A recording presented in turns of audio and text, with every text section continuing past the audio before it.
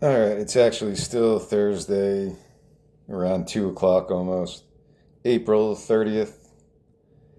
I just finished listening to the first 20 pages of this table read that I called it for Elegant Eccentrics, and I was like, yeah, it's not as annoying as I thought it would be because I have to keep saying the person's name before I read the dialogue because, unlike a normal table read, I don't have 20 people or whatever, there's not even that many characters, but I have to do all the voices, and I already spoke about this, so I'm going to get right into it. If anything, the way I enjoyed it, and it's hard because I'm biased and I'm obviously interested in growing this screenplay and producing it, selling it to a production company and seeing what they come up with. If, when they actually put these words into an actor's mouth and set up these scenes like I see it, that's where I'm at. I still think it's a valuable exercise because I'm learning more to read out loud, and it's valuable. I could do this for this and some of my other ones and really bring these stories to life in a different fashion than just, hey, here's my screenplay, read it, and nobody reads it. So this might be a little bit more enjoyable for both myself and for other people if people listen to this one day. We ended the last one in the nursing home with Kim trying to run and escape while the orderly kind of blocks his path. So Kim trips over the parking barrier and falls onto his face and passes out. We enter a flashback now. This is flashback number 2 in Agatha's home in her backyard. Hold on one second, sorry. So now we enter this flashback in Agatha's home. Agatha is Kim's older sister, and this is from years ago during her anniversary. Agatha, 70s, narcissist, prim and proper, conservative dress, rises from her table, staring out towards formally dressed guests as they eat and mingle at tables. She taps gently onto a microphone as feedback screeches. Agatha, going to keep this short and sweet so you can all go back to enjoying this wonderful spread. Eyes her husband, Ricky, 70s, overweight, sickly, seated by her. Grabs his shoulder, covering the mic with her hand. Agatha, quietly to Ricky. Get up, you old lug. He stands and sucks in oxygen through his nose from a tank by his side, while she stares out towards the crowd. Agatha. Ricky and I have known each other since we were kids, picking apples together every summer in the same orchards not too far from here. He waves to the crowd, not very aware of anything. Agatha. We shared a beautiful life together over the last 50 years, and we are very grateful to be able to celebrate this proud achievement with all of you today. Guests clap and cheer as Agatha turns towards Ricky and covers the mic with her hand. Agatha, quietly to Ricky. Say thank you to everyone. He sucks in more oxygen, then speaks into the mic. Ricky, thanks for coming out. Quickly sits back down, short of breath and coughing up a fit, as she leans closer to him. Agatha, quietly to Ricky. Will you please get a hold of yourself? I told you to rub on some Vicks this morning. Turns back towards the crowd and holds up a glass of champagne. Agatha. Please, everyone, eat, drink, and be merry. Everyone cheers and drinks from the tables as she bends down, kisses Ricky on the forehead, then wipes her lips off in disgust. Agatha. How is your forehead this sweaty and salty? I swear to Christ, Ricky. She walks away to mingle with a guest as Ricky bites into a mini hot dog, farts, then sucks in more oxygen. All right, now we move the same time, but we're in Agatha's home inside the bathroom. Kim, a few years younger, dressed in a suit but still a disheveled mess, searches through Agatha's medicine cabinet, finds hydrocodone and swallows 2 tablets, then Prozac and swallows 2 tablets, then Valium and swallows 2 tablets. Closes the cabinet and stares at a smiling reflection. Kim, to himself. Might as well keep things interesting. Now we are moving to nighttime of this party in Agatha's home. We're in the kitchen where Agatha is opening up a fancy gift wrapped box, and she pulls out a sweater with a Jesus fish attached stitched in the middle. Agatha. Oh, how cute is that now? A senior woman stands across from her, aided by a walker. Senior woman. It's a Jesus fish, Agatha. A symbol for Jesus. Not just any ordinary fish right there. A Jesus fish. She holds it up higher as Yish, fresh-faced, claps along with the group of family members, while laughter echoes loudly from the backyard, gaining her attention. Now, Agatha is moving to the exterior shot out in the backyard. It's kind of a continuous moment. Agatha walks out the back door, followed by Yish and other guests, as Kim stands by Ricky's table holding the mic. Kim, slurring. I still can't believe this man survived this long with my witch of a sister. Guests laugh and drink from their tables like they were at a comedy club, as Kim swigs a bottle of champagne, then passes it to Ricky. Kim.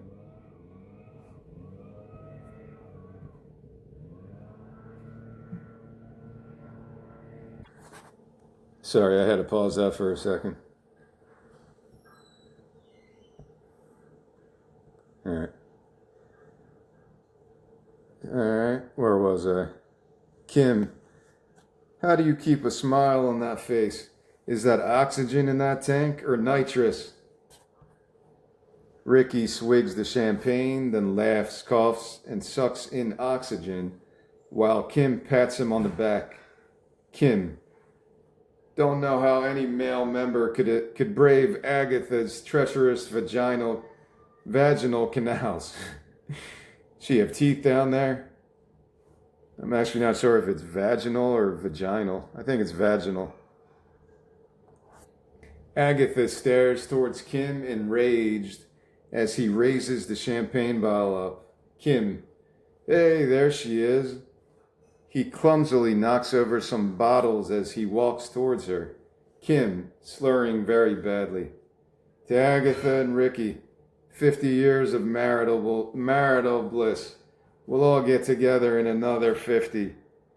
Stumbles and falls right through a folding table as food and drink tumble down with him. Agatha, Kim.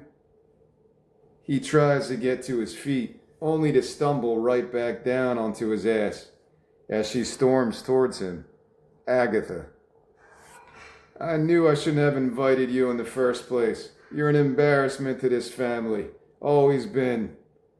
She stomps back inside the house as Kim finally rises up, covered in food, drink, and blood. Kim. Show's over, everyone. Go back to your regularly scheduled programming.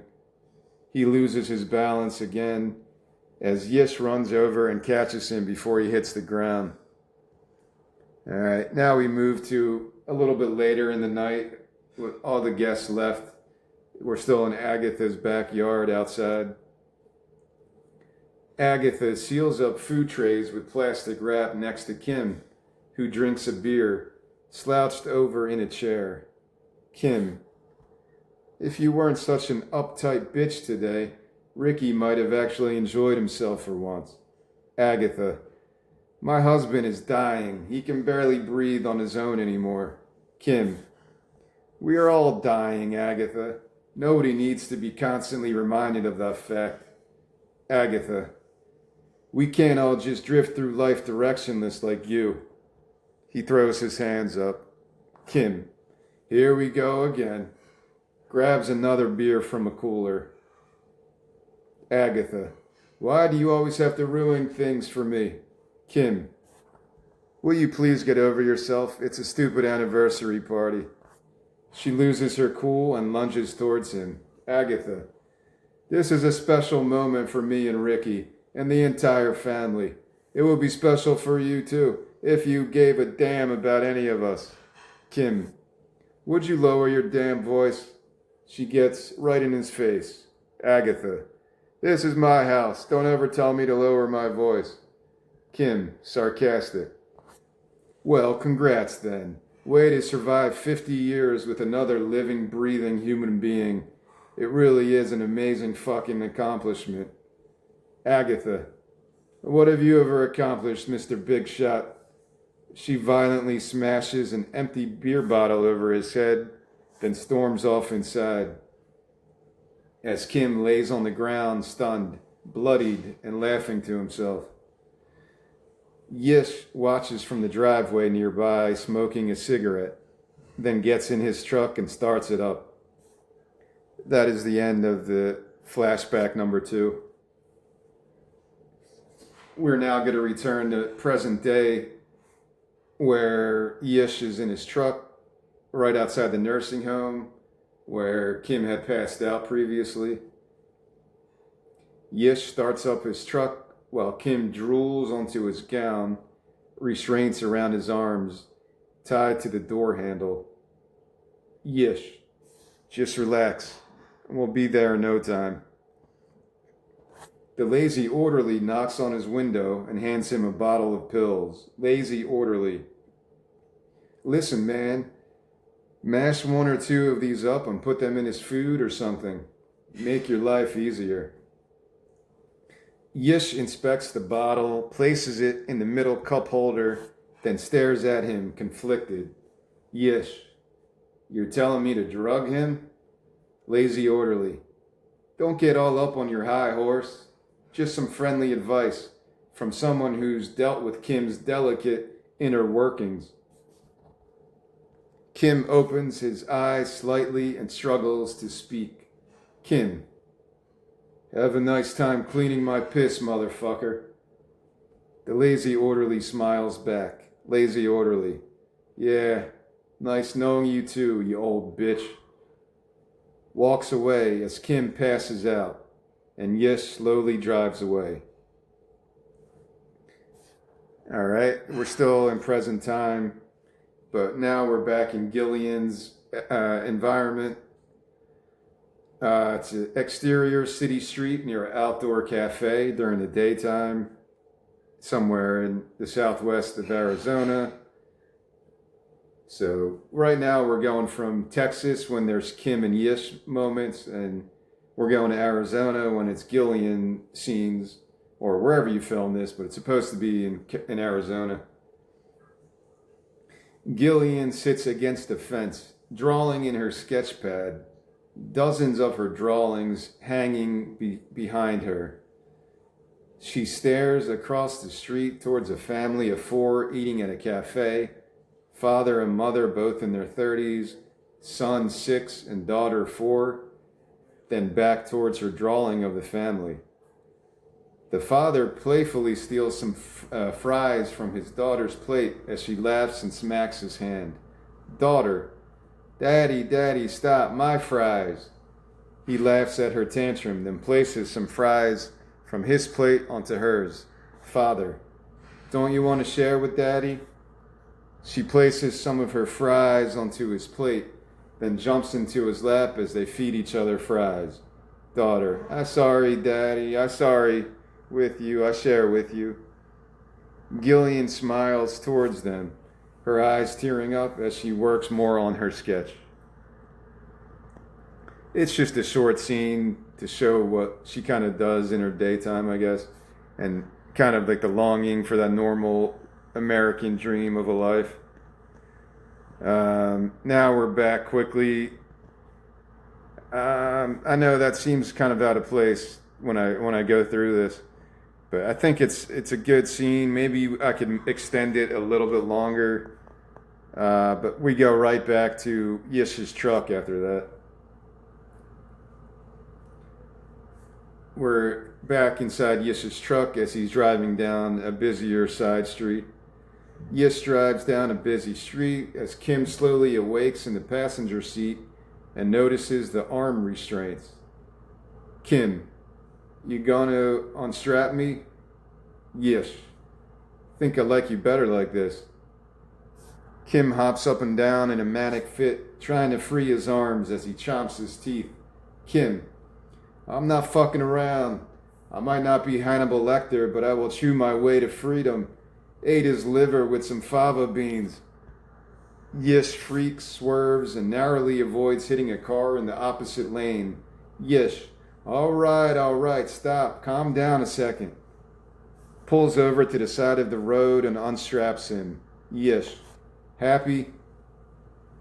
Kim tosses the straps out the window. Kim, one man's happiness is another man's fuck you. What the fuck are you so fucking happy about?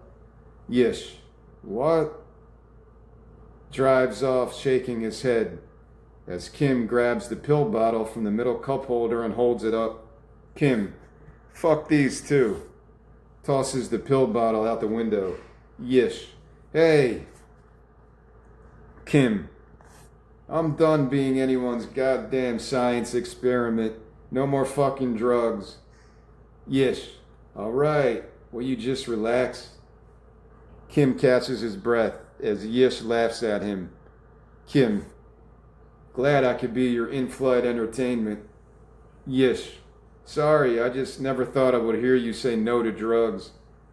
Kim, yeah, well, you wake up covered in your own drool and vomit enough times, and your opinion on pharmaceuticals starts to sour. All right, now we're headed to flashback number 3. We're going to visit Kim's home in his basement. He's in his 50s in this scene. So, to me, I don't think it would be much of a difference, too much, between his 50s, 60s, and 70s. He'd look a little bit younger, but not too much, I guess. So, yeah, I think it's easily done, but I don't know anything about this stuff. So, Kim, he's in his mid-50s, still with his long, dirty hair strung out. And he's anxiously snorting a line of cocaine off the basement bar as trippy rock music plays from the stereo. 3 rough bikers in their 30s, male, do some lines of coke of their own, but they're much more cool and collected. Biker 1. Shipment comes when the shipment comes, can't play God. Biker 2, to Kim. As long as storage is set up like last time.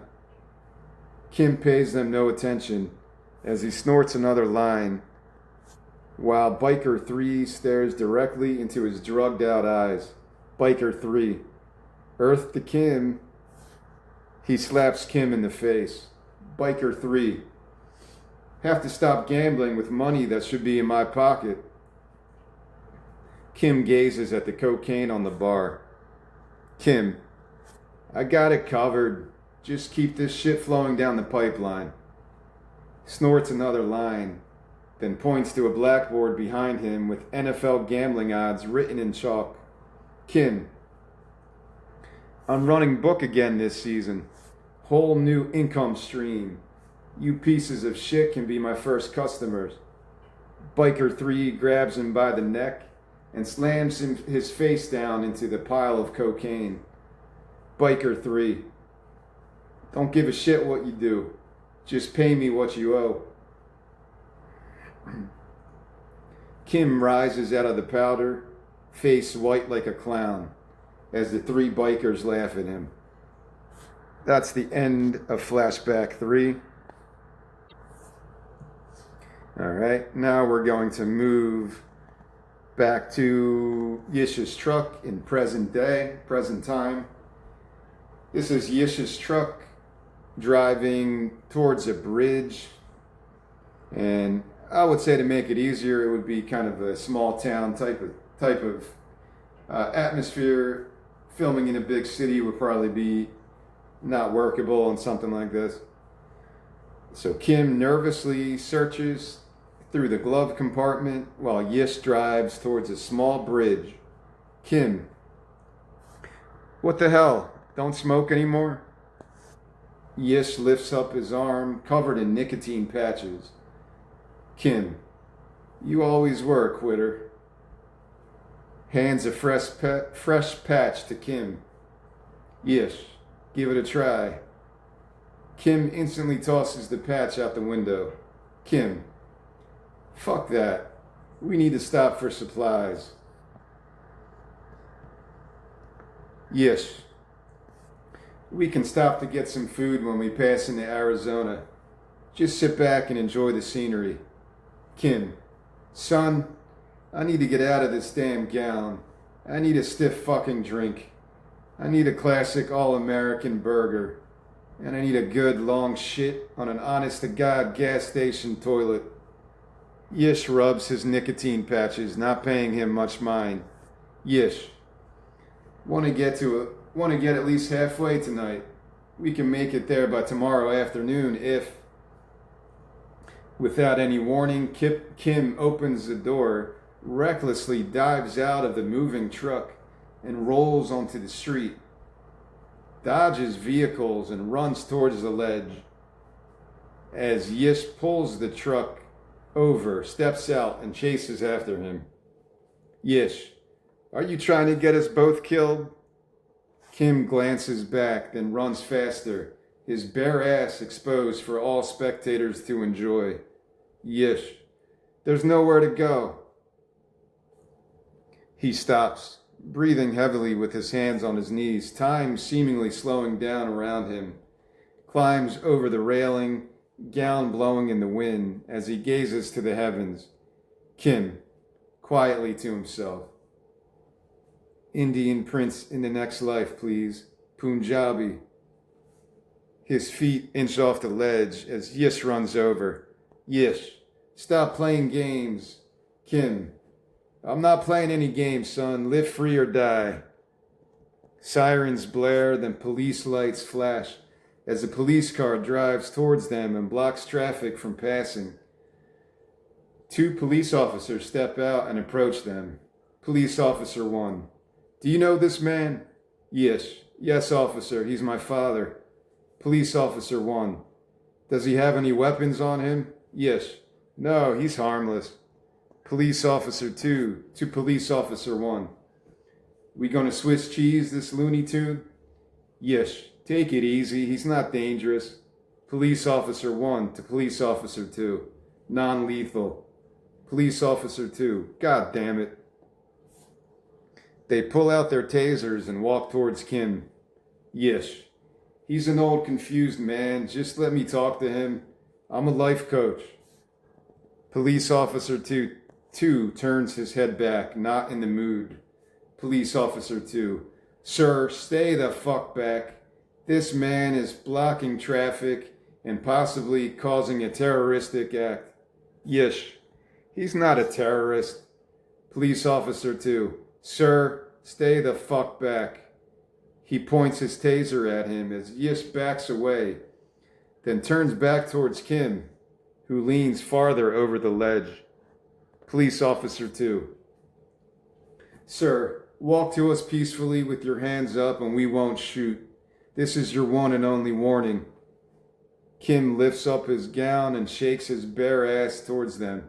Kim, you can both lick my grungy, worm-infested asshole.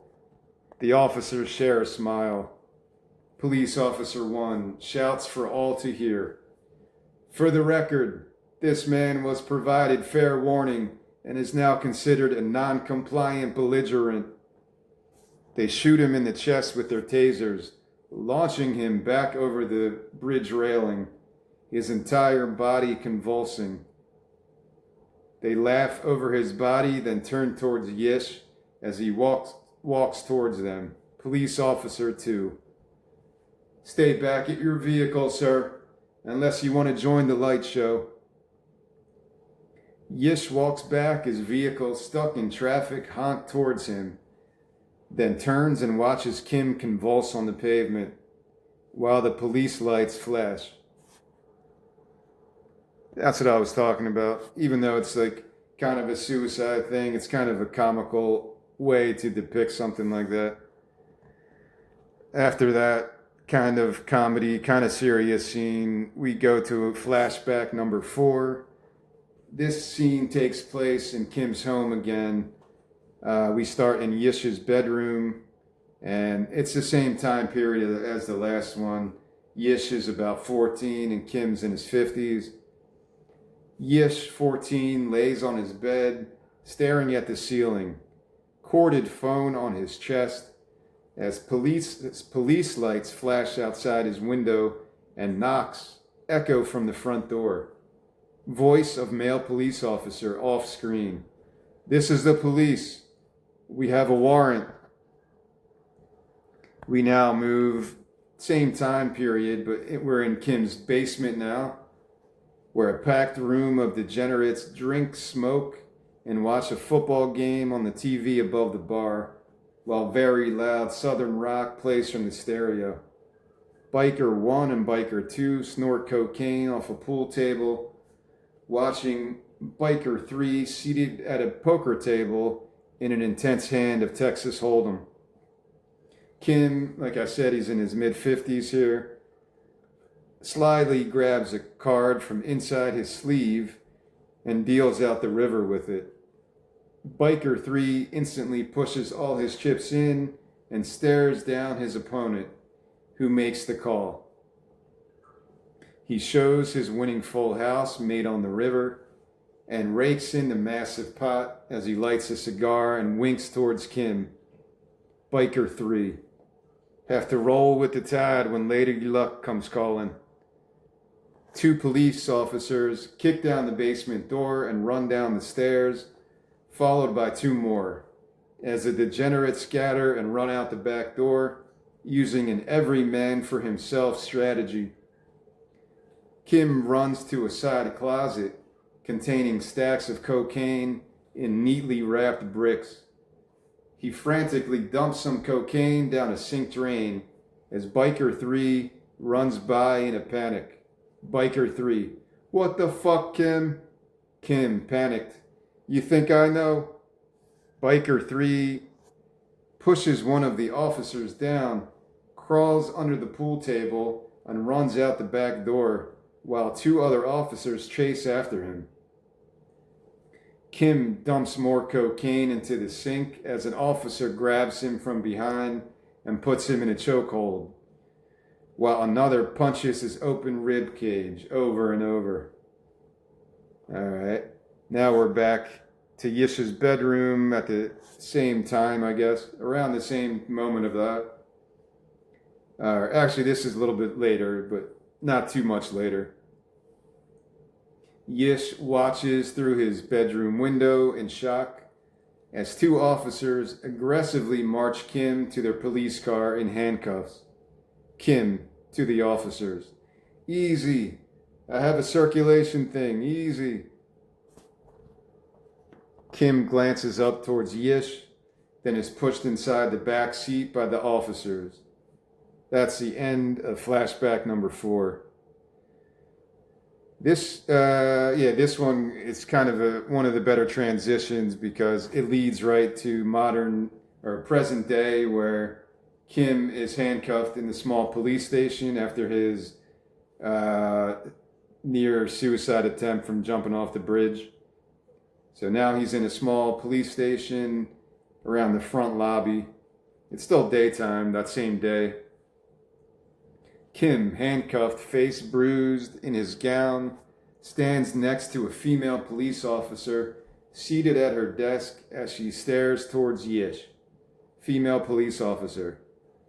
You are therefore agreeing to take on all responsibilities for his well-being and any actions from this point forward. Do you understand? Yes. Yes, ma'am. Female police officer, please sign here.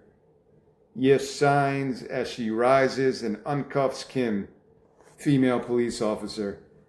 Mr. Rogers, we are releasing you against our better judgment. This incident will be added to your extensive record of criminal offenses as merely a simple drunken disorderly. You are free to go and this matter is closed. Kim rubs his sore wrist. Kim. Those rabid animals almost killed me, you know. Female police officer. Like I said, since your son was able to make the necessary payment today, you are free to go on your way. Kim. Yeah, I know how the system works. Female police officer, sarcastic. Have a great day.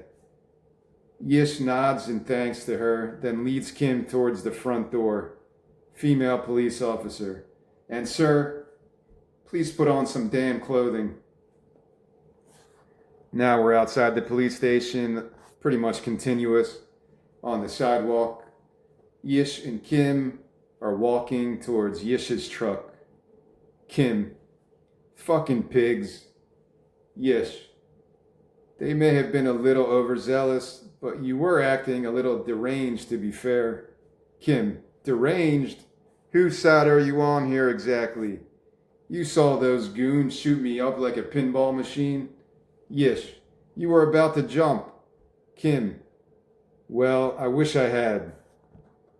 He rests against Yish's truck while Yish massages the nicotine patches on his arm. Yish.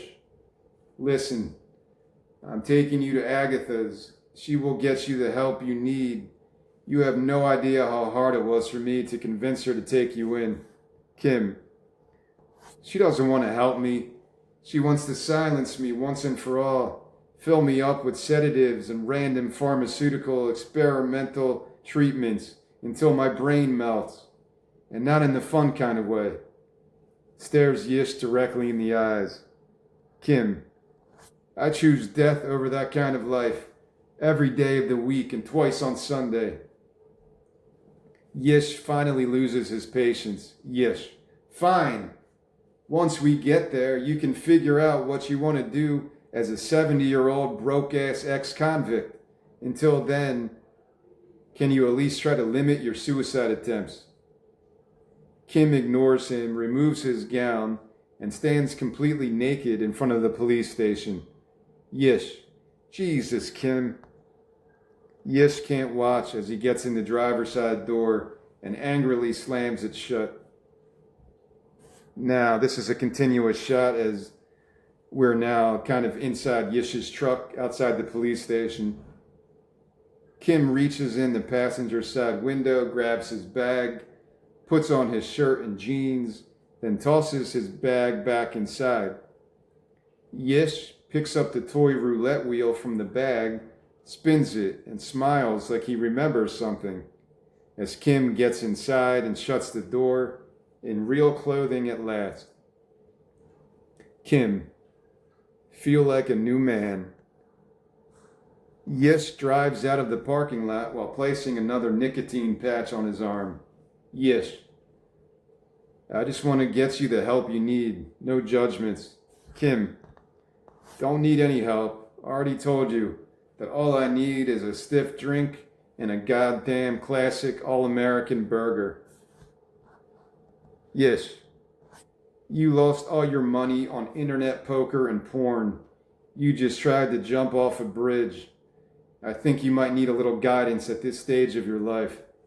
Kim. Those gambling sites are deceptively targeted towards seniors. And you know I have an already overly addictive personality. Yish. Self-destructive. Kim. I'm self-destructive?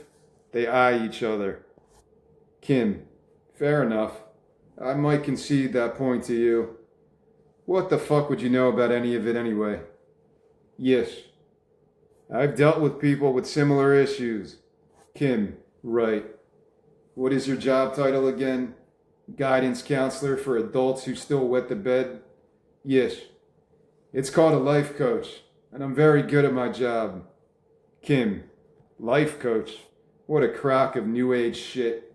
Sit around all day and tell your clients how badly their parents fucked them up while milking them for their inheritance. A good long con. I truly tip my hat to you. Yish. I provide my clients realistic goals based on their individual circumstances to help them conquer their fears and live out their dreams. Optionality, lives of greater fulfillment, finding the right motivational algorithms. Kim, what the fuck is a motivational algorithm? Yish, don't worry about it. Yish brakes at a red light while Kim opens the door and sprints down the road. Yish, Kim, not again. He pulls over, parks, steps out of his truck, and chases after him. So now we're kind of starting the road trip part of this story. Well, it already started, but this is more, I guess, when the road trip portion kind of starts. All right, so we are continuing now.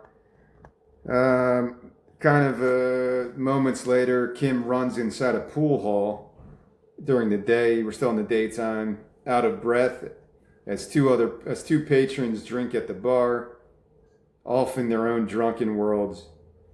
He then hops behind the bar, grabs a whiskey bottle, and chugs a good amount of it as Yish runs in. Yish, Jesus. Kim, you said we could stop for a drink. The pool hall owner emerges from the back room and sees Kim behind the bar. Pool hall owner, hey, what the hell, asshole? He grabs a baseball bat and swings it as Kim ducks and darts out towards the pool tables, grabs some pool balls and throws fastballs towards him that he swats away with the bat. The patrons calmly drink at their stools as pool balls zip right by them, breaking mugs and bottles at the bar, while Yish gets in between the owner and Kim to defuse the situation. Yish, everyone just cool out. An 8-ball launched from Kim hits him square in the forehead, knocking him out. Kim, ah shit, sorry son. Kim pushes the owner down and runs out. We're quickly now going into another flashback, number 5. This is flashback number 5. I put it here because it's also taking place in a biker bar, pool hall type of atmosphere. This is at nighttime. Kim's in his 40s in this scene, and Yish, I think, is around 5 years old. So a bunch of tatted up bikers drink by the bar, while Kim, 40, leans over the pool table and hits a perfect bank shot, depositing the 8-ball in the right corner pocket. Then he pumps his fist in victory. Kim, cocky. Can you believe that shot went in? Or are my eyes just playing tricks on me? Woo! His opponent, fat biker, 50s, slams his pool stick onto the floor where Yish, 5, plays with a toy Tonka truck inside a fort comprised of 2 chairs and a tablecloth on top. Fat biker. Unfucking real.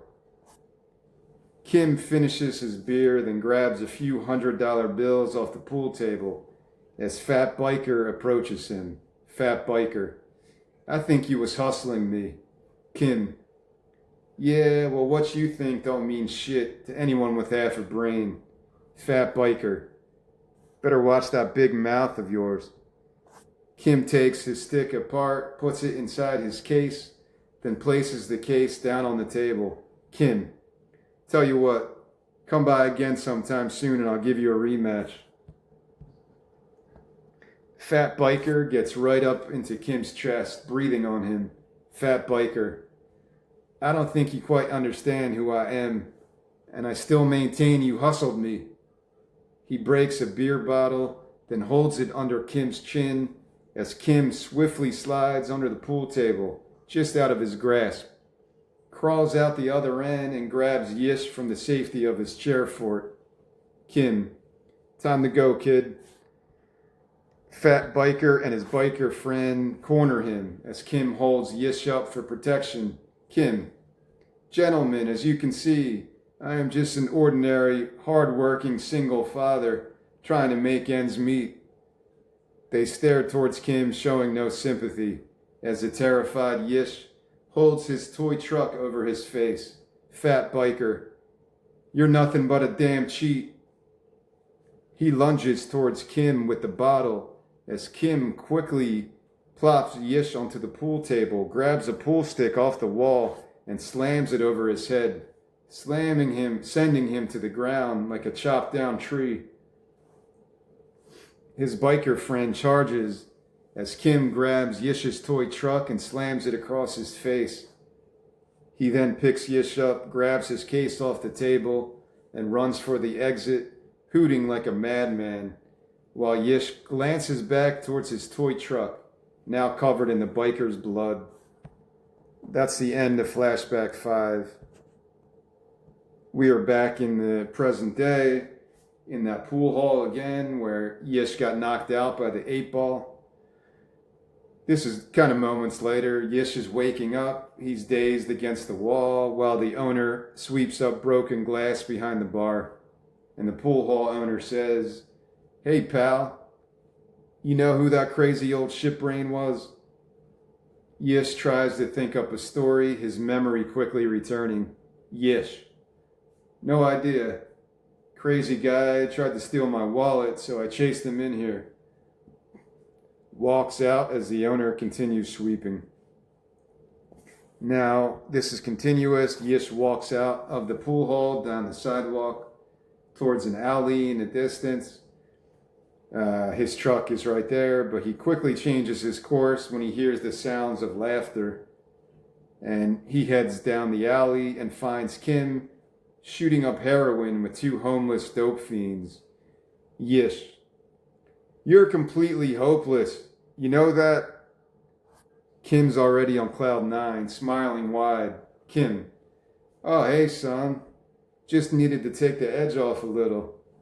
Yish: "You just told me you didn't want anything to do with drugs." Kim: "This is different. I have the autonomy here, and I know exactly what I'm taking." Yish: "You know what you're taking from 2 random drug fiends in a back alley in the middle of nowhere?" Kim: "I trust these 2 more than any big shot pharmaceutical rep." He falls backwards against the fence, high as a kite, as the sunshine lights up his face. Kim: "Just let me decompress for a bit." Yish stares at him with sympathetic eyes, then walks away. Alright, so now we are going back to Gillian's story back in Arizona at a convenience store, 7-Eleven type of store. Gillian, backpack, trucker hat, and dark sunglasses, places bags of junk food onto the counter as the cashier, male, foreign accent, rings everything up. She points towards the cigarettes behind him. Gillian: and a pack of lights, please." He holds a pack up. Cashier: "These?" Gillian: "Yeah, those are fine." Cashier: "Okay, $19.20. She hands him cash and he prepares her change, staring her down. Cashier: "You old enough to smoke?" Gillian: "I'm 21. He's not convinced and places his hand on top of the bag. Cashier: "No ID, no smoke. I can't have another fine over this shit." She hands him a fake Hawaii license, which he inspects curiously. Cashier: "You from Hawaii?" Gillian: "Eole Pelikia." No problem, no trouble. I'm trying to read it in Hawaiian. I don't know how to pronounce that. Eole Pelikia. Maybe it actually works better because she wouldn't know how to say it either. He stares at her license again. Cashier: "What you doing in Arizona?" Gillian: "What are you, Homeland Security?" Cashier: "You remove sunglasses now." Gillian. What? Cashier. Remove sunglasses. Gillian. It's still a free country last time I checked, so you can fuck right off with this whole interrogation routine. He reaches over to remove her hat, but she slyly fends him off. Gillian. Just because you learned English watching Law and Order reruns doesn't mean you have any authority. Cashier angrier. You listen now, girl. I will not get another fine. She loses her patience, snatches the bag and her license, then hurries away. Gillian. Keep the change. All right, now we follow Gillian as she exits the store and she's walking down the street. She lights up a cigarette and walks towards the corner where she takes out some drawings from her backpack and spreads them onto the sidewalk, placing small stones on the corners to keep them flat. So she's trying to sell her artwork on the street. She sits on the curb, grabs a book from her bag, Rosemary's Baby, and puffs her cigarette as female police officer 2, 40s, walks towards her from across the street. Female police officer 2. You sketched all these? Gillian. Figured that out all by yourself? I think you might be ready to make detective. Female police officer 2. Don't get smart with me. Why aren't you in school? Gillian blows smoke towards her. Gillian. I'm homeschooled. Female police officer 2. Why aren't you at home then? Gillian. This is my art assignment. The officer snatches the cigarette from her lips and stomps it out. Gillian. Hey. Female police officer 2. Where'd you get the smokes? They stare each other down as the tension rises. Female police officer 2. Oh, you want to play it quiet? Then I just might have to close up your little art project here and take all these into evidence. She bends down to grab one of the drawings. Gillian. Don't fucking touch that. Took me over 10 hours to finish. Female police officer 2. You swear at me again and I will take you in right now. Respect the uniform. Gillian. You the language police now too? Female police officer 2. I'm going to need you to pack this all up and go. You're blocking foot traffic. She doesn't budge. Female police officer 2. Now. Gillian. All right, I'm going. She quickly packs up her drawings and hurries away, then turns back towards the officer in a rage. Gillian. Respect the uniform, my ass. That badge don't mean shit. You're nothing but a socially engineered whore of the man. The officer watches her from across the street with her hands on her hips. Female police officer 2. That the best you got? Gillian places her backpack down, her face turning red. Gillian, mad ranting. Paid by flaccid, time-warped fascist scum whose sole purpose is to continue their traditional depravity by force-feeding their precious, incorporated brainwashed drivel to the masses as they assemble generation after generation of easily manipulated, boot-licking, numbskulled Stepfords and self-diluted zombies, too dense to know their assholes from their pie holes. She pauses briefly to catch her breath. Gillian. If you can even call that a fucking purpose. The officer stares back calmly. Female police officer 2. You finished? They stare each other down from opposite corners until Gillian throws a small stone towards her. Gillian. Yeah, I'm finished. The officer charges towards her as Gillian grabs her backpack in a panic and sprints away. After a brief chase, the officer gives up and watches her run farther down the sidewalk. All right, now we're going back to Yish and Kim inside Yish's truck. Still daytime, same day. The sun is setting as Yish drives down the scenic desert road. He applies another nicotine patch to his arm, already covered in many others. Then he eyes Kim, who dozes off in the passenger seat. Yish. Probably should have waited until next weekend to quit. Kim. Don't feel bad. Everyone is addicted to something. Yish yawns as he squints straight ahead towards the open road. Yish. We should probably stop and pick out a nice bottle of wine when we cross into California. He glances over towards Kim, who is fully passed out now, drooling on himself, with needle marks on his arms. Yish, quietly to himself. Jesus, Kim. Grabs a coat from the back seat, covers Kim's upper body with it, then stares towards the open road. Yish, calm tone. You're going to have to find other ways to release your energy. Why don't you give golf a shot? Or join one of those bingo nights? Maybe even try dating again. You're still an attractive enough man. Kim grunts and drools more onto his shirt as Yish grabs a tissue and wipes his mouth off. Yish. 70 is not that old to find someone new to exist with. I know you had a rough go after Mom left. Kim opens his eyes, halfway lucid. Yish. I'll probably never know what it's like to try to raise another human. Kim. Your mother was a dumb, selfish, idealist, hippie Fruit Loop. But I did love her. Still do. Wonder every day if she's still passing aimlessly through this world somewhere. He snuggles tighter with the coat and shuts his eyes. Kim. We were both fucked up back then, and I'll never quite comprehend how or why I made it this far. Wish you would have met her, though. She was the true wild child. Chuckles to himself. Kim. I was the responsible one. Can you imagine that? Yish.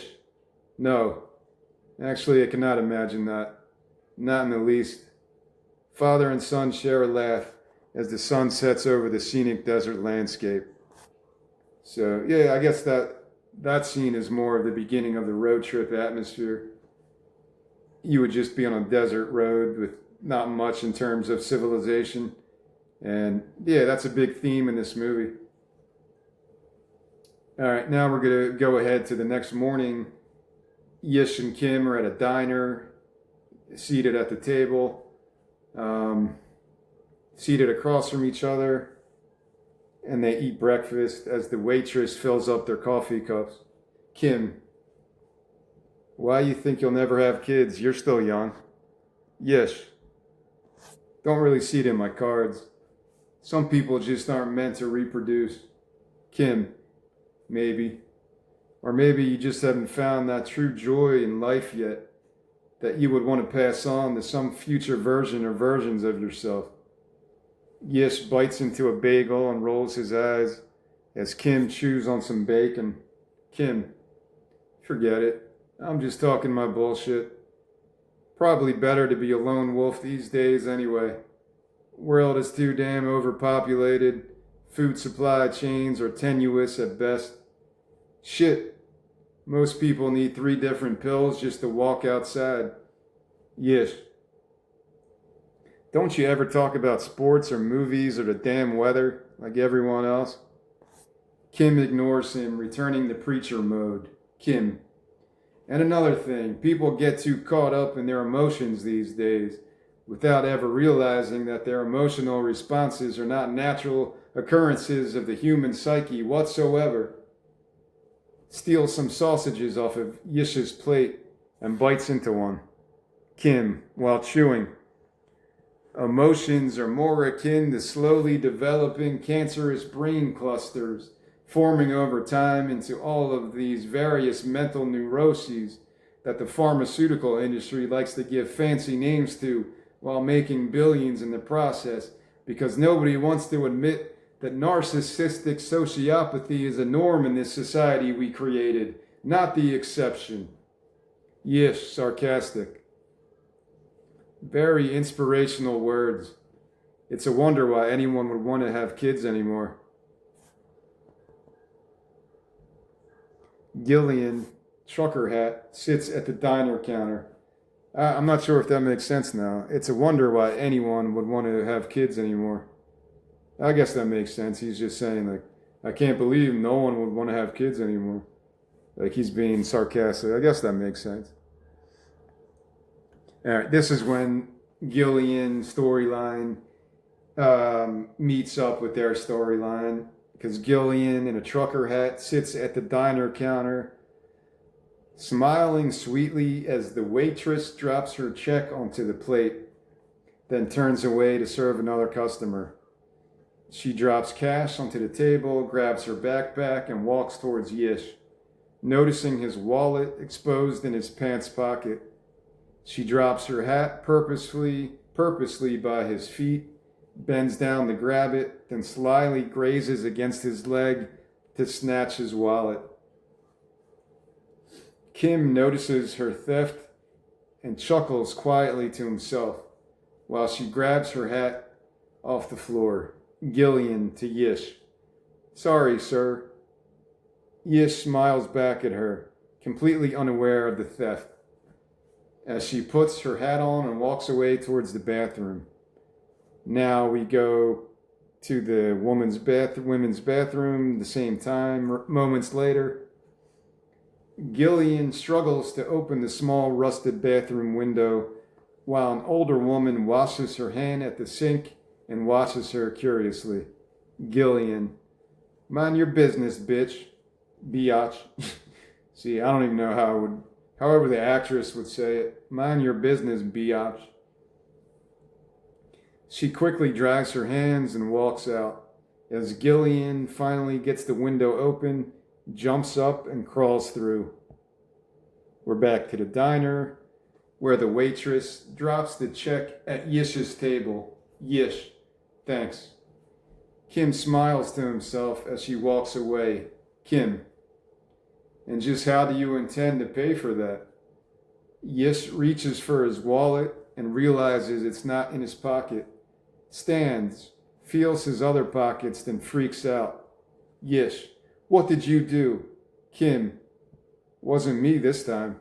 Yish figures it out. Yish, that little thief. Why didn't you say something before? Kim, calm down. Yish, calm down. Do you have any cash? Kim stands, grabs his throat, then falls over to the ground, convulsing, as the waitress runs over and holds down his flailing arms. Waitress, oh my God, is he okay? Kim struggles to breathe as he winks towards the confused Yish. Kim, get my pills. Yish, what? Kim, get my pills, son, in the truck. He winks again while the waitress turns towards him. Waitress, go get his damn pills. Yish nods and runs out the door. Now we are quickly inside Yish's truck outside the diner, where Yish jumps in the truck, still kind of confused, and eyes himself in the rear view. Yish, you're the one in control. You're the one in control. He starts up the truck and speeds up to the front diner entrance. Inside the diner, Kim is slowly getting back to his feet as the waitress and some patrons around him appear relieved. Kim, think I just need some fresh air. He walks out the front door. This is continuous. Kim is outside now, and he's running to Yish in the truck, and he opens the passenger side door, jumps in, and slams it shut, while Yish is kind of nervously breathing and hesitant to do anything. Kim, what the fuck are you staring at? Drive, you dullard, drive. Yish finally peels out, just as the waitress and a few patrons walk out and watch their escape. So now, moments later, we're inside Yish's truck, where Yish is driving and Kim is hooting and hollering in the passenger seat. And Yish is still kind of speeding nervously down the country road. Kim, Haven't pulled off one of those in years. Fuck all if that don't make you feel alive. Yish reluctantly forces a smile, adrenaline still flowing through him as well. Yish, don't get too excited. We're still broke. No credit cards, no cash, no license. Kim. And so the true adventure begins. Kim plays drums on the dashboard like a child on a sugar rush, then sticks his head out the window and hoots some more. Moments later, they're driving. Now we're following Gillian. After her escape with Yish's wallet, she's walking through a country field, past a scarecrow with headphones on as she hums along to the music from her iPod. We cut right back to Kim and Yish in the truck as they're riding by her, and Kim is the one that spots her. Kim. Hey, stop the truck. Yish slows down and brakes. Yish. What is it now? Kim steps out and runs towards the field. So now we are a new scene in the country field where Kim is approaching Gillian from behind as she calmly listens to music from her headphones, unaware of him. So he sneaks up and grabs her by the waist, lifts her up and digs into her pocket, searching for the wallet, while she screams and tries to break free from his clutches. Kim. Ain't so sly now, are you, girl? Gillian. Let go of me. Rape. Yish runs into the field towards them. Yish.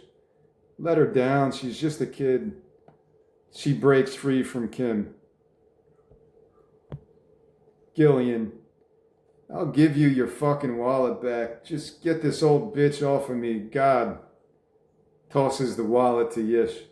Gillian. You're welcome. Yish. Thanks. He flips through the wallet, relieved, while she stares Kim in the eye and kicks him hard in the shin, causing him to grab his leg in pain. Gillian. Go see a damn dentist. You smell like all your teeth are rotting. Kim. That's probably because they are, smart ass. Body parts don't last forever, you know. She walks away into the field. Gillian. If you call the cops, I'll tell them you both tried to rape me. Kim. Mocking in a girl's tone. If you call the cops, I'll tell them you both tried to rape me. Yish. Nobody's gonna call the cops. He takes out $40 from his wallet and holds it up towards her. Yish. Hey, hold up a sec. She walks back and he hands her the cash. Gillian. What's this for? Yish. A reward. Since I won't have to call every credit card company now to cancel my cards.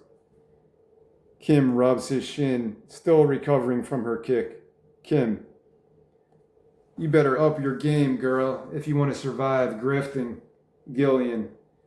I've been doing just fine for myself. Another 20 minutes and I would have been on a bus to my friend's place in Hollywood. You just got lucky. Kim.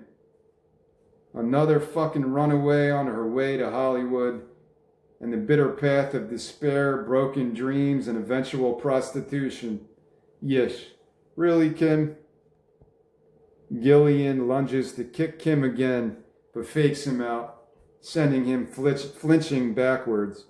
Gillian. I'm much better suited as a pimp than a hoe. She stuffs the cash in her socks and eyes Yish. Gillian. Thanks for the cash. Walks away into the field. Yish. Hey, where's your parents? She keeps on walking, ignoring his inquiry. Yish. We can take you into California if you want. She pauses and gazes back towards them as Kim leans in close to Yish. Kim, quietly to Yish. What the hell are you doing? That little rascal will just rob us again, or worse. Yish. She's just a kid. She walks back and hands Yish the $40. Gillian. Gas money. I'm not a freeloader. Kim, sarcastic. What a noble gesture. She walks towards the truck, both middle fingers up towards Kim, while they follow after her. Alright, so that's kind of, sometimes I look at this as a modern Wizard of Oz thing.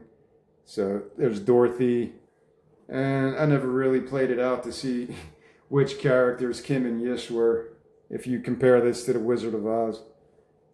But yeah, they're missing one person, so it doesn't really equate completely to that type of metaphor.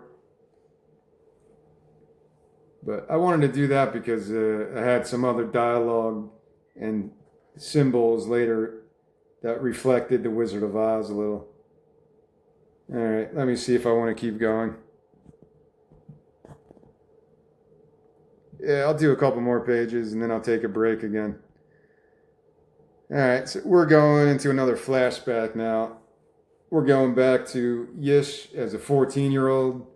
So, of course, for Yish's character, you would need two actors. You would need Yish as a 14-year-old and Yish as a 30-year-old, which is the majority of the movie. But you would have to find a younger version of him to act out those scenes. So now we're at flashback number 6. We're back in Kim's home in his basement. Yish is 14, and he's opening a small fridge by the bar, and he's handing out beers to his friends, Layla, Marcus, and Megan, all around his age. Layla, you sure he won't notice? Yish, it's cool, believe me. He doesn't keep track. Marcus gently grabs Megan from behind and leads her towards the pool table as they sip their beers. Marcus, come on, let me show you how to handle some balls. I had a typo there. Come on, let me show you how to handle some balls. Megan, real funny. Yish and Layla sip their beers and share some awkward silence. Layla, so what does your dad do exactly? Yish, oh, he's like an entrepreneur and stuff. Layla, that's cool. Yish, yeah, he's got his hands in all kinds of different businesses and investments. Marcus and Megan kiss against the pool table as laughter and moaning echo from the nearby walk-in closet. They shimmy towards the noise and slide open the door to find Kim, mid-50s, shooting up heroin with a strung-out female junkie. Bricks of cocaine piled behind them. Marcus, holy shit. Kim squints at the two teens, needle in his arm, as Yish and Layla run over with their beers. Female junkie, oh, isn't that your boy, Kim? Kim stares sternly towards Yish. Yish, I didn't think you were home. Kim, well, I am. And you and your little playmates can get the hell out now. He angrily slides the door shut, while Layla, Marcus, and Megan walk away up the stairs laughing. Marcus, what a fucking freak show. Yish watches his friends exit, completely mortified. So that's the end of that flashback number 6. It's a short one, but I put it there just to show kind of a connection between Gillian's character and Yish as a teenager. Now we're back in the present day, back on the road in Yish's truck. He's at nighttime now, so they just made the deal with Gillian that they would take her into California since they're going there anyway. And I guess she trusts them for some reason, or she was planning to steal something from them. I don't know. Strangers, I don't know. Maybe she felt a connection with Kim since they're both kind of scam con artists. So they're all, Yish is driving his truck through a dark desert road while Kim sleeps peacefully in the back. And Gillian listens to music through her headphones in the passenger seat. She looks over and notices his sleepy eyes as he yawns, then removes her headphones. Gillian: I can drive for a while if you need some rest. Yish: How old are you? Gillian: 14. But age is just an artificially manipulated societal constraint. She grabs a pack of cigarettes from her backpack and lights one, as Yish eyes her with annoyance. Gillian: Graduate high school by 18, college for another 4 years, marriage, kids, divorce, if you're lucky. Colonoscopy at 50, then retire with your comfy 401k once you're old and used up, if you don't get fucked over before then by your corporate masters. Blah, blah, blah. Inhales the cigarette and blows smoke rings. Gillian: And then you die. Yish: How the hell did you get so damn cynical? Gillian: I just know the game. And that the only way to live truly free is to quit before the bastards really dig their claws into you. He shakes his head in amazement. Yish: You sound like someone I know. He grabs her cigarette, takes a quick drag, then tosses it out the window. Yish: For someone who knows the game, you should quit smoking as well, before you become another loyal minion to big tobacco. She rolls her eyes and puts her headphones back on, then watches him yawn as he struggles to keep his eyes open. Gillian: I really do know how to drive. He eyes her, not full of confidence, then stares back into the darkness in front of him. Now we go the next morning as the sun's coming up. They're still driving. We're still in Yish's truck. Only this time, Gillian is driving the truck like a pro over a beautiful desert road with Yish and Kim sleeping in the back, cuddled closely together. And she eyes them in the rear view. Gillian: Hey, time to wake up. Hey. They wake up and immediately uncuddle themselves as Kim coughs up phlegm and spits out the window. Kim: You trusted that little maniac to drive through the night? Yish: She said she could handle it, and she did. Gillian: You boys hungry? I know a good place not too far from here. She recklessly darts across two lines, cutting off a few cars to narrowly make the exit, while Yish slides hard into Kim. Kim: Hey, take it easy up there. She straightens out her course and slows the truck down as Kim pushes Yish off of him. Kim: You were always such an excellent judge of character. All right, I'm going to stop this portion here. I'm on like page 62. I might do more later or wait till tomorrow. I'm kind of getting into it. It's the first time I read through this in a long time. At least, I've never tried to do it out loud. So it really gives you a different perspective. When I read this to myself silently, I can see these scenes in my head, but it's not as apparent to me of how the actors might act it out. I said in the first recording that I pictured Johnny Depp, like that type of person. There's one other actor I pictured. If you're a fan of Always Sunny in Philadelphia, Max Dad with the crazy eyes. Sometimes I picture him playing Yish because he's kind of a scary looking, funny looking dude. Not funny looking. I don't want to call that guy funny looking. He's kind of an eccentric looking guy when he does his bug eye thing. If you're familiar with Always Sunny in Philadelphia. I don't know his name. I feel bad. Let me look it up. I'm sure he's been in other stuff. So let me at least be respectful. And who plays Max Dad? At least I'll say his real name. He's a good actor, though.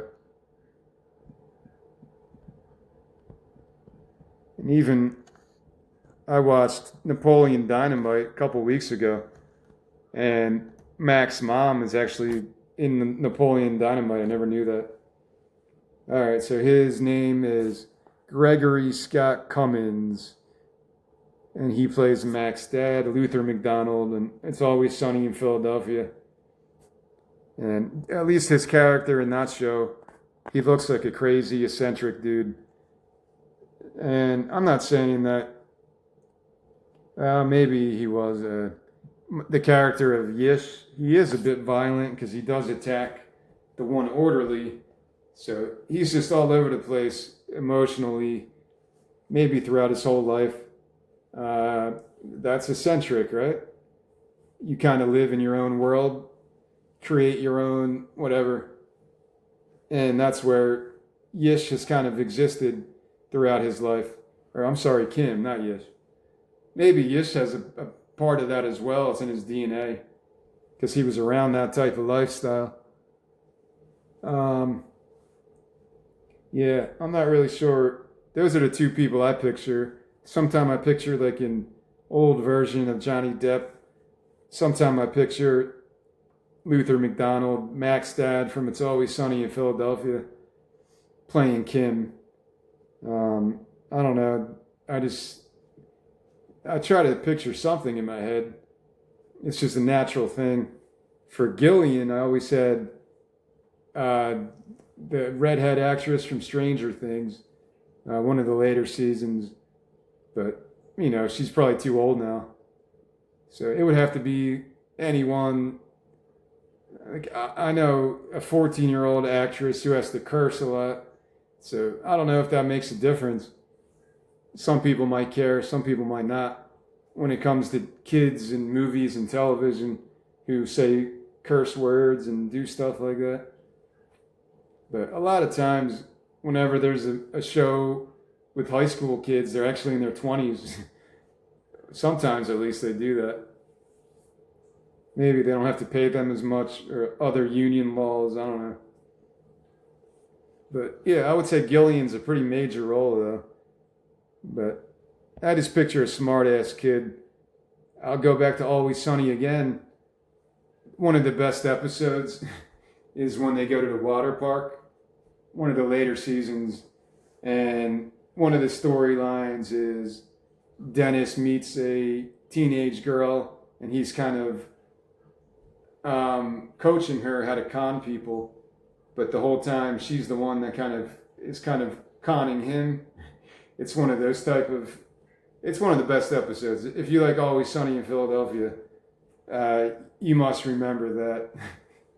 When I think the one scene that will just make me laugh hysterically is when Frank pretends to have AIDS to get to butt in line to go on the rides. He pretends he has AIDS. So then he goes down the slide and he's bleeding into the water, and all the kids are like, it's AIDS blood. Or whatever. I forget what they shout, but it's hysterical, man. I think it's the funniest scene in any season of Always Sunny in Philadelphia, when Danny DeVito goes down the slide and he starts bleeding, and all the kids are screaming, trying to get out of the pool because they think he has AIDS. It's seriously the funniest thing like I've ever seen. I don't know who wrote that episode, but yeah, well done. That's probably the most hysterical thing I've ever seen in my life. And then he's talking about it too. He's like, yeah, I have AIDS, but not the gay type of AIDS. This is the straight AIDS. It's not the gay type of AIDS. Man, it's one of the funniest episodes. And I don't know why I'm talking about this. But yeah, also in that episode, Dennis has a connection with this teenage girl, and he's trying to teach her, like a father figure, of how to be a con artist. And maybe that's what I picture, that same type of relationship between Yish and Gillian in this story. But Yish isn't really a con artist. He's trying to be straight, play everything straight in life, get a real job, bank account, all that status quo stuff. So it's somewhat influenced by that show though, because that still makes me laugh, and I've probably watched that episode like 20 times, and it would still make me laugh if I go watch it right now. But I'm gonna stop here. When we return, we're on page 62, and we are at another kind of kind of funny scene, but kind of serious scene, similar to the bridge scene where Kim jumped out of the truck and tried to jump off the bridge. We're heading into another scene like that, which might actually be a little bit more serious than the first one. But I'm going to stop it here and take a break. There's about 30 to 40 pages left, so I'm probably going to finish this today since I'm in the zone right now. Maybe I could do one of these a day. I'll finish this one today, and I could start another screenplay tomorrow. See how it goes from there. I don't know, this is new to me. I've never tried doing this before, but I did share the Better Call Saul table read in the first post. If you go back to the bottom of the page, it's really interesting when you watch, professional actors who know what they're doing sit around a table and act out an episode. It's really cool to see that process. And I wish more of those shows would do stuff like that. I would pay money to watch that. Seriously, if I don't know what, I haven't watched any new shows lately. I was actually very disappointed with Task, the one with Mark Ruffalo. I thought it was terrible. I don't like saying bad things, but I bought that off of Amazon, Task, because it takes part in Philadelphia, the suburbs of Philly. I liked the first one with Kate Winslet. That was pretty cool. And it's got the Delco accent, and it's pretty interesting. And Dan Deacon did the soundtrack. I'm a big fan of his. That was one of my favorite albums of the year. Dan Deacon, the soundtrack to Task. But anyway, I downloaded that. That was like the one newer series that I wanted to watch. I bought it off of Amazon and I binged it one day. And man, it was terrible. I don't know what happened, if they just gave up on the story, because towards the end it got so stupid, man. It was just forced. Everything just didn't make sense. I was very disappointed. I thought it was going to be really good. I thought it was going to be like the first season of True Detective, like when McConaughey's character goes undercover with the bikers, the crazy bikers, wherever that was, Florida or something. That's one of the best episodes ever made, ever, like any television ever. The suspense in that is just so crazy. So I was disappointed by Task. I thought it was going to be really good. It's not terrible, but I would never watch it again. Some of the acting, made it watchable because the actors were good. But I don't think the writing or the pace of the show just suffered, man. It could have really been something a lot cooler than it was. It was like a MacGyver episode at the end. It's like they go into the woods and they're like fighting. Who's gonna get the gun? Who's gonna get the gun? Like it was really stupid at the end. I don't like talking shit about stuff I don't like, but sometimes I have to criticize things.